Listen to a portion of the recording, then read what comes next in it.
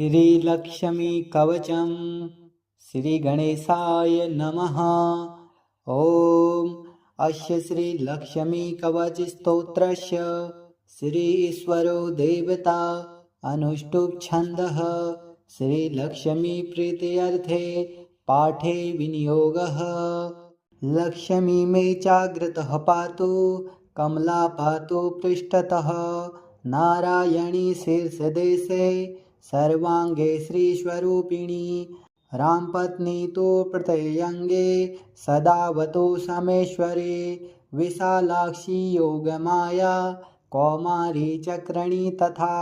जयदात्री धनदात्री पाशाशमालिनी शुभा हरिप्रिया हरिरामा जयंकरी महोदरे कृष्णपरायणा देवी श्रीकृष्णे मनमोहनी जयंकरी महारौद्री सिद्धिदात्री शुभंकरी सुखदा मोक्षदा देवी चित्रकूटे निवासिनी भयं हरतु भक्तानां भवबन्धं विमुच्यतु।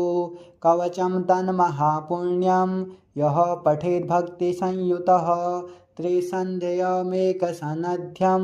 वा मुच्यते सर्वसङ्कटात्। एतत् कवचस्य पठनं धनपुत्र विवर्धनं भीतिर्विनाशनं चैव त्रिषु लोकेषु कीर्तितं। भूर्जपत्रे समालिख्य रोचना कुङ्कुमेन्तु धारणाङ्गलदेशे च सर्वसिद्धिर्भविष्यति। अपुत्रो लभते पुत्र धनार्थी लभते धनं मोक्षार्थी मोक्षमाप्नोति कवचस्य प्रसादतः। गर्भिणी लभते पुत्रं वन्ध्या च गर्भिणी भवेत् धारयेद्यपि कंठे च अथवा वामबाहुके। यः पठेन्नियतं भक्त्या स एव विष्णुवद् भवेत्। मृत्युव्याधिभयं तस्य नास्ति किंचिन्महीतले। पठेद्वा पाठयेद्वापि शृणुयात् श्रावयेद्यपि सर्वपापविमुक्तस्तु लभते परमां गतिं। संकटे विपदे घोरे तथा च गहने वने राजद्वारे च नौकायां तथा च रणमध्यतः पठनाधारणादस्य जयमाप्नोति निश्चितम्। अपुत्रा च तथा वन्ध्या त्रिपक्षं शृणुयाद्यपि सुपुत्रं लभते सातो दीर्घायुष्कं यशस्विनीं। शृणुयाद्यः शुद्धबुद्ध्या द्योमासो विप्रवक्त्रतः सर्वान् कामान् वाप्नोति सर्वबन्धाद् विमुच्यते। मृत्युवत्साजीववत्सा त्रिमासं श्रवणं यदि रोगी रोगाद् विमुच्येत। पठनान्मासमध्यतः लिखित्वा भूर्जपत्रे च अथवा ताडपत्रके स्थापयेन नियतं गेहे नाग्निचौरभयं क्वचित्। शृणुयाद् धारयेद्वापि पठेद्वा पाठयेद्वपि यः पुमान् सततं तस्मिन् प्रसन्नाः सर्वदेवताः। बहुना किमिहोक्तेन सर्वजीवेश्वरेश्वरे आद्याशक्तिर्महालक्ष्मीर्भक्तानुग्रहकारिणी धारके पाठके चैव निश्चला निवसे ध्रुवम्। इति तन्त्रोक्तं लक्ष्मी कवचं सम्पूर्णम्। लक्ष्मी मे जागृतः पातु कमला पातु पृष्ठतः नारायणी शीर्षदेशे सर्वांगे श्रीस्वरूपिणी रामपत्नी तो प्रत्यंगे सदावतो समेश्वरे विशालाक्षी योगमाया कौमारी चक्रणी तथा जयदात्री धनदात्री पाशाशमालिनी शुभा हरिप्रिया हरिरामा जयंकरी महोदरे कृष्णपरायणा देवी श्रीकृष्णे मनमोहनी जयंकरी महारौद्री सिद्धिदात्री शुभंकरी सुखदा मोक्षदा देवी चित्रकूटे निवासिनी भयं हरतु भक्तानां भवबन्धं विमुच्यतु। कवचं तन्महापुण्यं यः पठेत् भक्तिसंयुतः त्रिसन्ध्यमेकसनध्यं वा मुच्यते सर्वसङ्कटात्। एतत् कवचस्य पठनं धनपुत्रे विवर्धनं भीतिर्विनाशनं चैव त्रिषु लोकेषु कीर्तितं भूर्जपत्रे समालिख्य रोचना कुङ्कुमेन्तु धारणाङ्गलदेशे च सर्वसिद्धिर्भविष्यति अपुत्रो लभते पुत्र धनार्थी लभते धनं मोक्षार्थी मोक्षमाप्नोति कवचस्य प्रसादतः गर्भिणी लभते पुत्रं वन्ध्या च गर्भिणी भवेत् धारयेद्यपि कंठे च अथवा वामबाहुके यः पठेन्नियतं भक्त्या स एव विष्णुवद् भवेत् मृत्युव्याधिभयं तस्य नास्ति किञ्चिन्महीतले पठेद्वा पाठयेद्वापि शृणुयात् श्रावयेद्यपि सर्वपापविमुक्तस्तु लभते परमां गतिं सङ्कटे विपदे घोरे तथा च गहने वने राजद्वारे च नौकायां तथा च रणमध्यतः पठनाधारणादस्य जयमाप्नोति निश्चितम् अपुत्रा च तथा वन्ध्या त्रिपक्षं शृणुयाद्यपि सुपुत्रं लभते सातो दीर्घायुष्कं यशस्विनीं शृणुयाद्यः शुद्धबुद्ध्या द्योमासो विप्रवक्त्रतः सर्वान् कामान् वाप्नोति सर्वबन्धाद् विमुच्यते मृत्वत्साजीववत्सा त्रिमासं श्रवणं यदि रोगी रोगाद् विमुच्येत पठनान्मासमध्यतः लिखित्वा भूर्जपत्रे च अथवा ताडपत्रके स्थापयेन नियतं गेहे नाग्निचौरभयं क्वचित् शृणुयादधारयेद्वापि पठेद्वा पाठयेद्वपि यः पुमान् सततं तस्मिन् प्रसन्नाः सर्वदेवताः बहुना किमिहोक्तेन सर्वजीवेश्वरेश्वरे आद्याशक्तिर्महालक्ष्मीर्भक्तानुग्रहकारिणी धारके पाठके चैव निश्चला निवसे ध्रुवम् इति तन्त्रोक्तं लक्ष्मीकवचं सम्पूर्णम्। लक्ष्मी मे चाग्रतः पातु कमला पातु पृष्ठतः नारायणी शीर्षदेशे सर्वांगे श्रीस्वरूपिणी रामपत्नी तु प्रत्ययंगे सदावतु समेश्वरे विशालाक्षी योगमाया कौमारी चक्रणी तथा जयदात्री धनदात्री पाशाशमालिनी शुभा हरिप्रिया हरिरामा जयंकरी महोदरे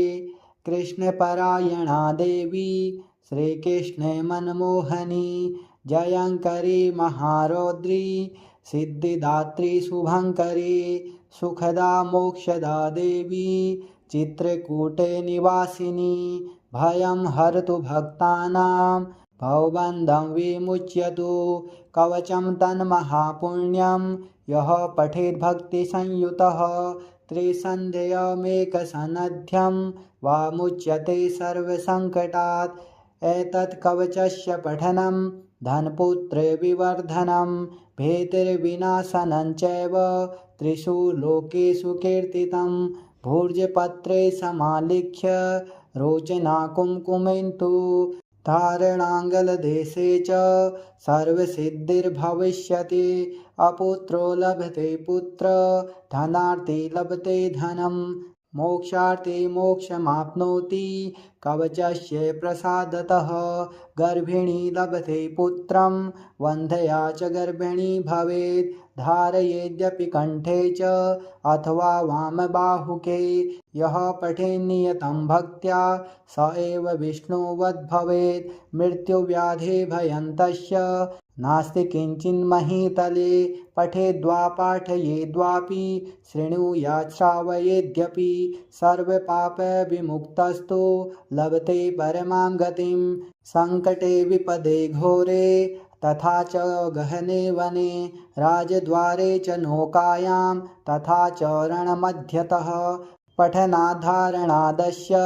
जयमाप्नोति निश्चितम् अपुत्रा च तथा वन्ध्या त्रिपक्षं शृणुयाद्यपि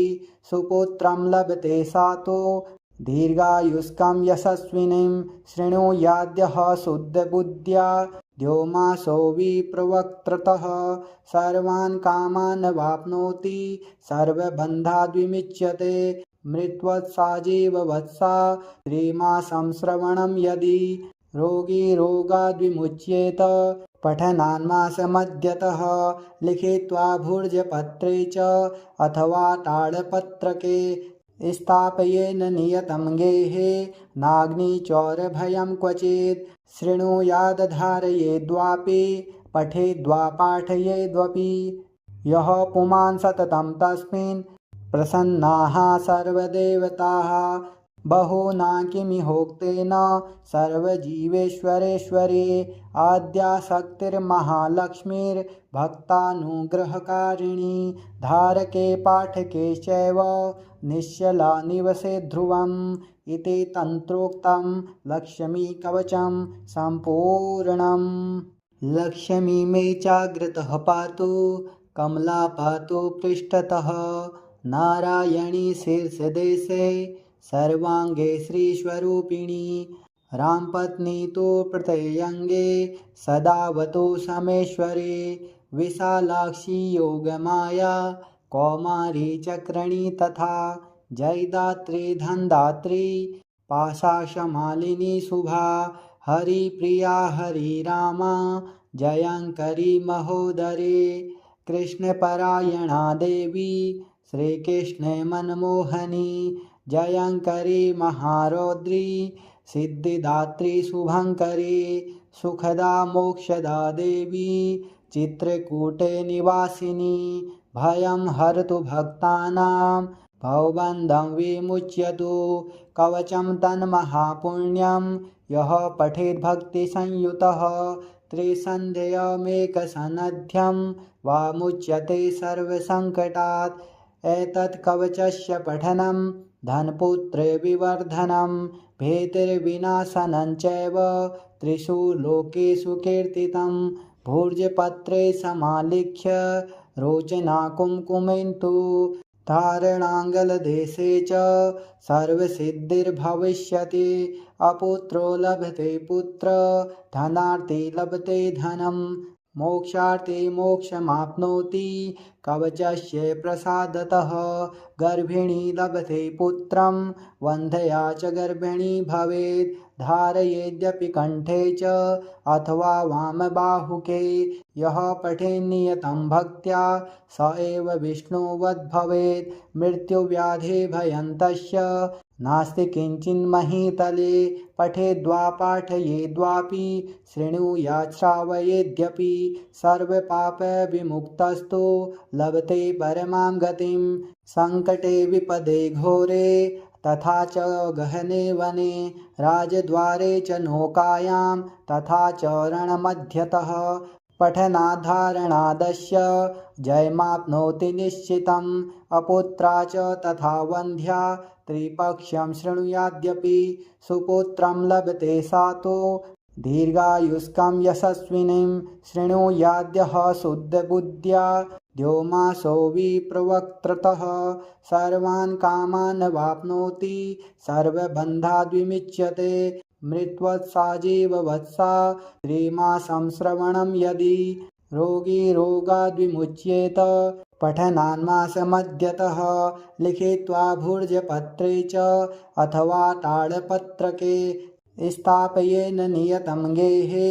नाग्निचौरभयं क्वचित् शृणुयादधारयेद्वापि पठेद्वा पाठयेद्वपि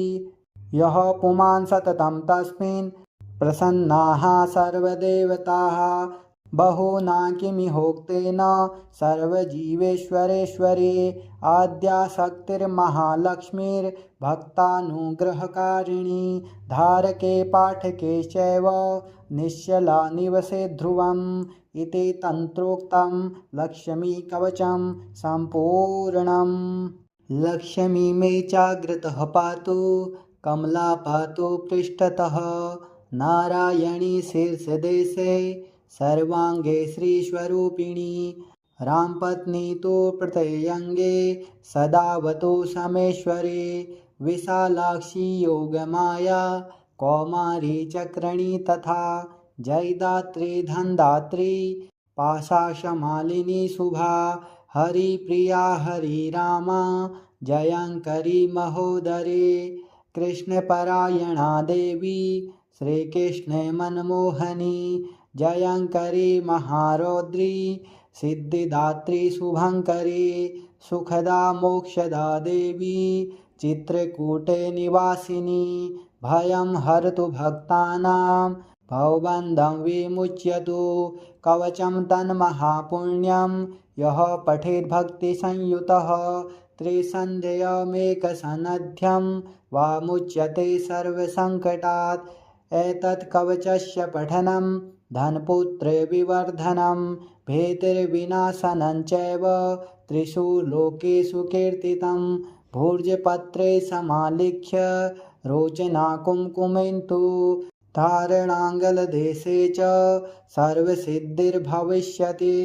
अपुत्रो लभते पुत्र धनार्थी लभते धनं मोक्षार्थी मोक्षमाप्नोति कवचस्य प्रसादतः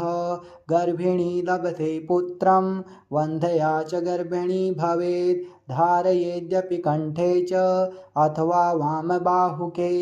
यः पठेन्नियतं भक्त्या स एव विष्णुवद् भवेत् मृत्युव्याधिभयं तस्य नास्ति किञ्चिन्महीतले पठेद्वा पाठयेद्वापि शृणुयात् श्रावयेद्यपि सर्वपापविमुक्तस्तु लभते परमां गतिं सङ्कटे विपदे घोरे तथा च गहने वने राजद्वारे च नौकायां तथा च रणमध्यतः पठनाधारणादस्य जयमाप्नोति निश्चितम् अपुत्रा च तथा वन्ध्या त्रिपक्षं शृणुयाद्यपि सुपुत्रं लभते सातो दीर्घायुष्कं यशस्विनीं शृणुयाद्यः शुद्धबुद्ध्या द्योमासो विप्रवक्त्रतः सर्वान् कामान् वाप्नोति सर्वबन्धाद् विमुच्यते मृत्वत्साजीववत्सा त्रिमासं श्रवणं यदि रोगी रोगाद् विमुच्येत पठनान्मासमध्यतः लिखित्वा भूर्जपत्रे च अथवा ताडपत्रके स्थापयेन नियतं गेहे नाग्निचौरभयं क्वचित् शृणुयादधारयेद्वापि पठेद्वा पाठयेद्वपि यः पुमान् सततं तस्मिन् प्रसन्नाः सर्वदेवताः बहुना किमिहोक्तेन सर्वजीवेश्वरेश्वरे आद्याशक्तिर्महालक्ष्मीर्भक्तानुग्रहकारिणी धारके पाठके चैव निश्चला निवसे ध्रुवम् इति तन्त्रोक्तं